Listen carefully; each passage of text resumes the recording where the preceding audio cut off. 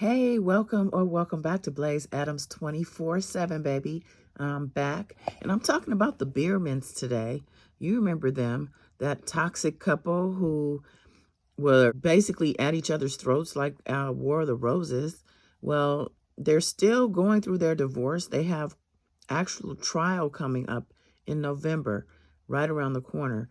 But in the meantime, they're in that house and they are still having problems.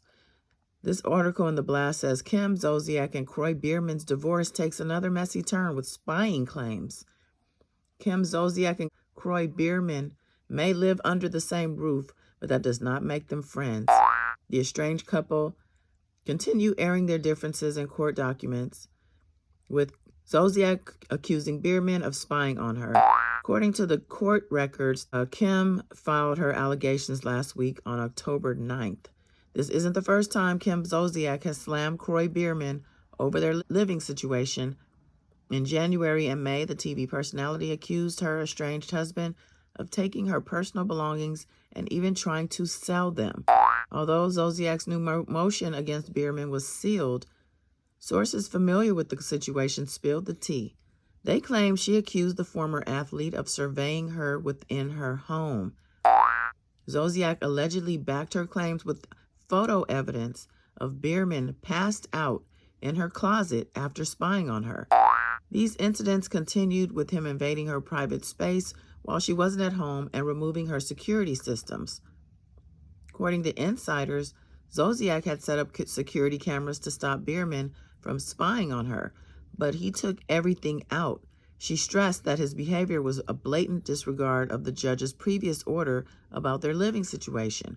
The judge had ordered Zolciak to stay in the basement of their home while Bierman got to keep the master bedroom.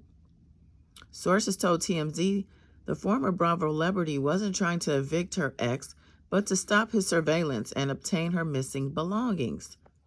Zolciak, per sources, believed Bierman would eventually return the items he allegedly took. However, she was forced to get the court involved since he refused to cooperate.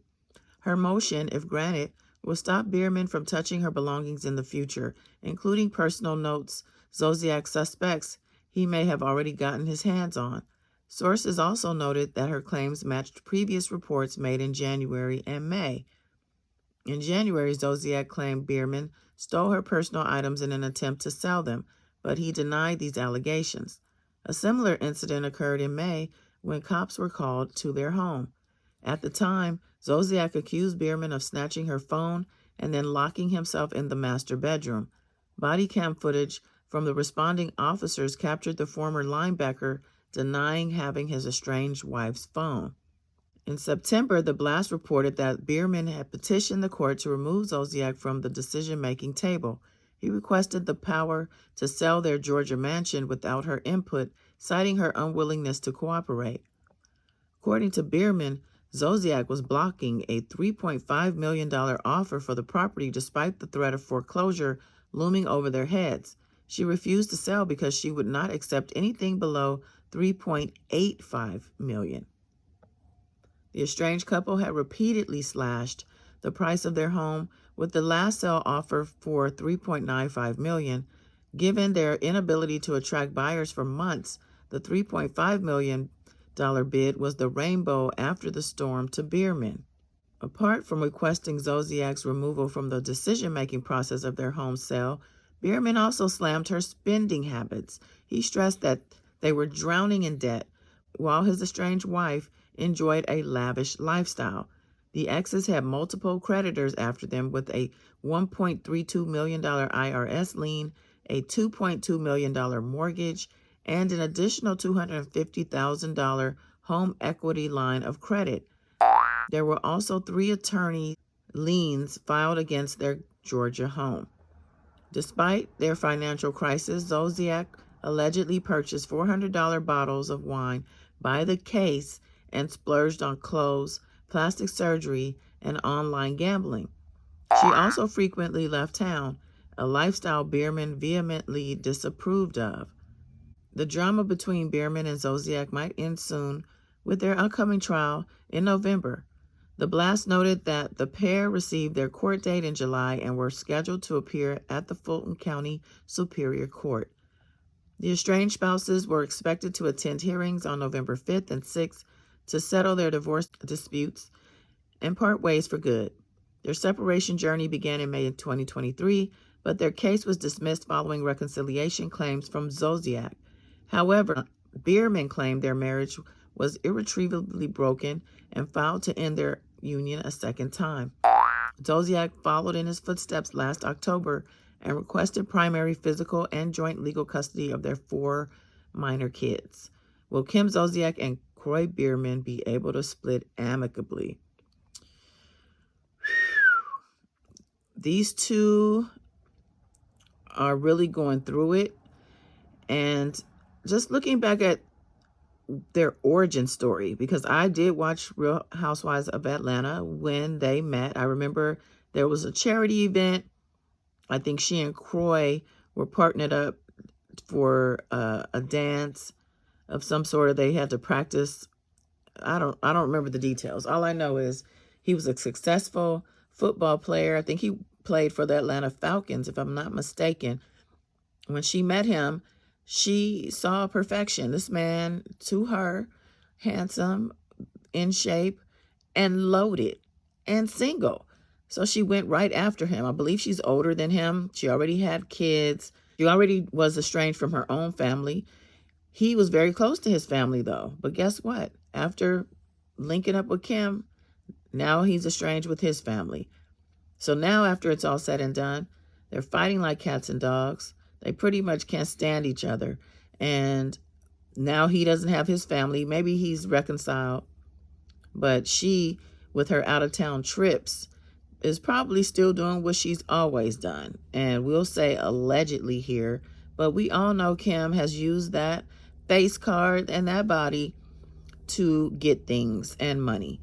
She's always done that. When we met her, she had a Mr. Big in her life. Wasn't that his name? She used to call him. And he was a sugar daddy. And she took poor little young Kroy, ran through his money. As you see, she has very bad habits.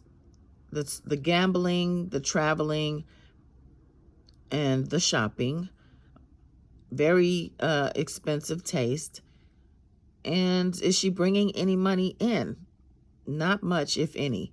She was on the reality show when they met, and she has since, I think, started her own beauty product brand, and I'm not sure how she's doing. However, I know that her lifestyle was well beyond whatever it was she was making through those endeavors.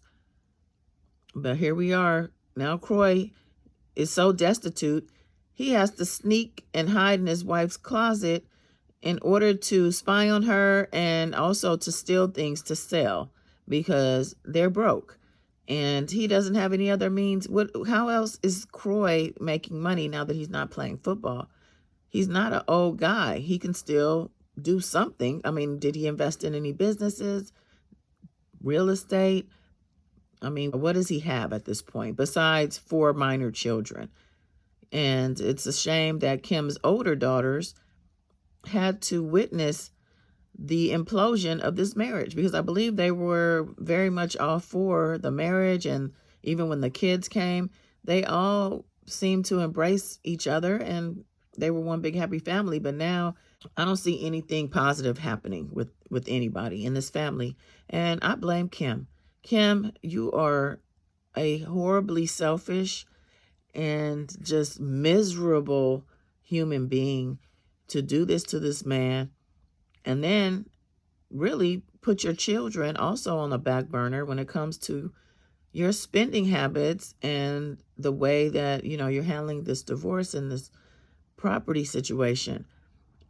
By them living there the way they are with 4 minor children, you best believe those children are hearing a lot of the fighting and knowing also that they have access to the internet. I'm pretty sure they do. They are also keeping up with what's going on with mommy and daddy. And whatever the internet has to say is not good for those children to read. So what do you think about Cameron Kroy? The latest update of Kroy hiding in the closet and allegedly stealing things to sell, and Kim, on the other hand, still living how she getting it. She's still outside, honey. She's still doing what she has always done. Cha-ching, cha-ching, cha-ching. And at everybody's expense. It's like she don't care about anybody else but herself, is what I see. As long as she's doing well. I'm pretty sure she justifies it somehow mentally. Like, I'm doing this for them. I'm doing this for the kids. But really, she's doing it for herself. And, you know, Kroy, he has a lot of life left in him. You know, he's somebody who I probably wouldn't give the time of day because he seems a little bit racist sometimes, allegedly, when he speaks, and the way he was dealing with her friend Sweetie. And anyway, but he still has enough life and time in him, hopefully, to find another mate or enjoy single life. I personally love single life. I think it's amazing and a beautiful gift to be able to have the freedom to do and go and be however you please without having to, you know, give up stuff, compromise, boo. Anyway, that's all I got for now. Please like, share, and subscribe. I'm back after a short hiatus. Hit that like button, hit that subscribe button, and that bell to get all my notifications. And I will see you on the next one. Thanks and bye.